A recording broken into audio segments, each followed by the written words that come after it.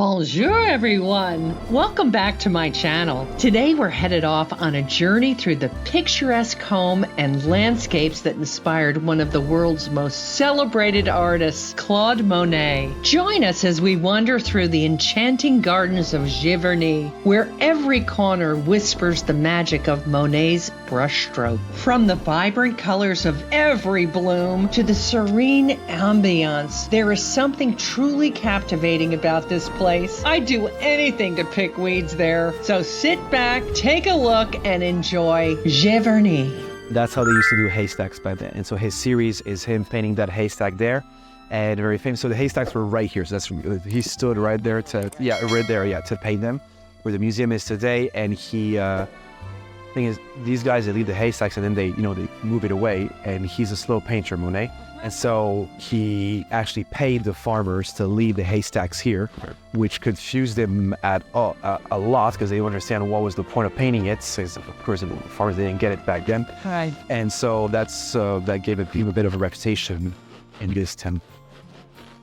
So we're gonna go in through the gardens because we got a specific access. Yeah. And so the way I usually do it is, we're gonna start with the water garden first, and then the French garden, and then the house at the end. For one, because the most exceptional part is the water garden, and second, because we have to exit almost near the house. It just makes more sense that way. It's 500 people, so it doesn't change much. It's a super tiny town. And this is Monet's house right here, at least part of it. So that would have been his garage back then. We're gonna go on the right of the garage down here to enter through the gardens over there. Weird underground passage to get to his water garden. Back in Monet's day, he would walk over because there used to be train tracks between his water garden and his other garden. Except today we got traffic going through and a lot of trucks. So for our own safety, we walk down over here. And that's decals, that's Norman decals. That's the best you can do. Yeah. The most important takeaway from here is always keep in mind that a bit like the Apollo grotto that we saw this morning in Versailles, this is a 100% man-made creation, and that this used to be just a field that looked exactly like the one that we're walking by on our right over there. He just bought part of the field and flooded to create this Japanese water garden that we're about to see. So, to explain what we just did, so we were dropped off more or less over there, sir. We walked over here, we walked around the house and gardens, underpass, and now we are right here by this tree over there. So this is the Japanese garden, the French garden, the main house, the garage, and his last studio, which is now the very thriving gift shop of very massive gift shop of Giverny. The Japanese water garden was never in Monet's plan when he moved over to Giverny. And when he moves over here is because he is with his second wife, which is not his wife yet, but they'll be married soon, whose name was Alice, who already had 6 kids, and he already had 2 kids. So they got 8 kids to raise, and at that point, he's not that wealthy yet. And so it's Monet, he was born in 1840, he died in 1926, he lived for 86 years exactly, and exactly at the age of 43, he moved to Giverny. So it's exactly the second half of his life, it's easy to remember.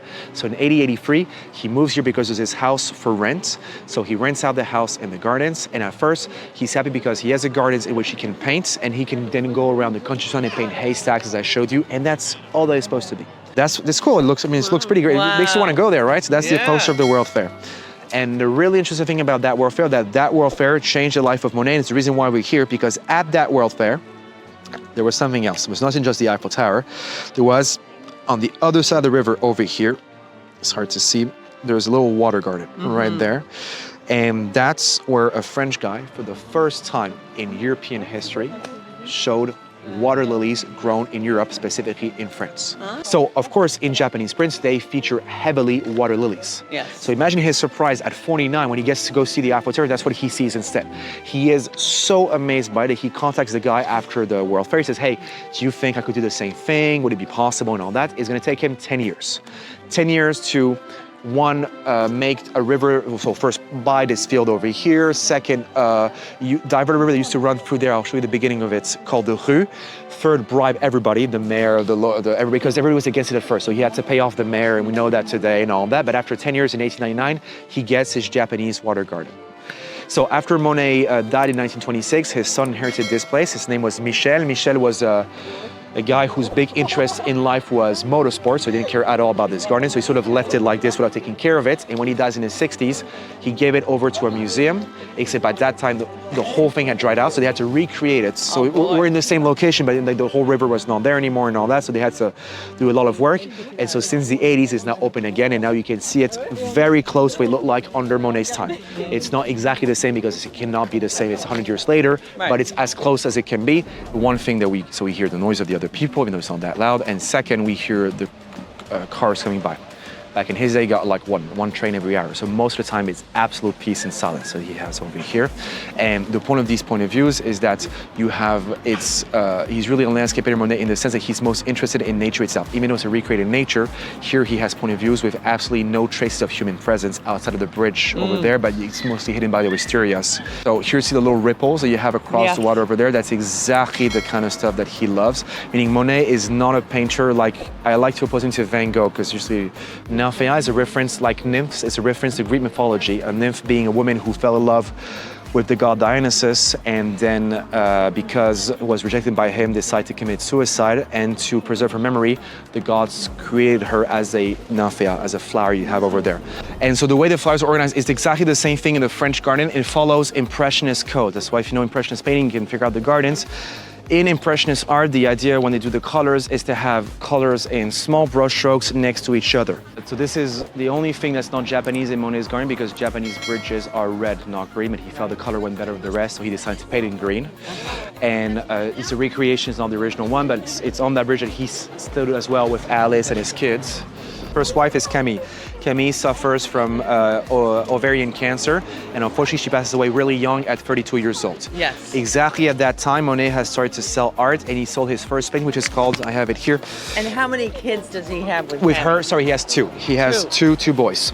Jean and Michel. Jean, he dies right before the First World War, and Michel, he's the last owner of this place. He dies in the 1960s. He died of a car accident in 87 because he was speeding around here. All the way. It's totally the other way around. Most artists actually are pretty successful because we already have enough time keeping track of those who are famous. So those who are not famous and then died, outside of Van Gogh, there's really not a lot of examples. There's Van Gogh and Vermeer, there's the two major ones, but most artists you know today that are dead now were successful in their career. And Monet was hugely successful. The Orangerie building here, you go see it, the museum, is the first ever museum designed by an artist. Are they dahlias? It's dahlias. Well, to me, it's anytime I look it up and it's something a bit spectacular, it's always a dahlia. So now I just give it up. I just say dahlia now. He decides of everything here, the garden and all that. And she said, I need to have at least one alley from my front door to my entrance over there. I said, okay, so one alley over here. He still had those arches that planted, but the two yew trees you have over there are two of the oldest trees of the property. Concession to who? To Alice, his second wife. Because remember, it's not a garden for you to enjoy. That's not the point here. It's a garden to garden. He's serious about it, and this is for him. That's why some people argue it's one of the first ever attempts at what is now known as land arts. Like the place itself is art, basically. It's not just a garden for entertainment.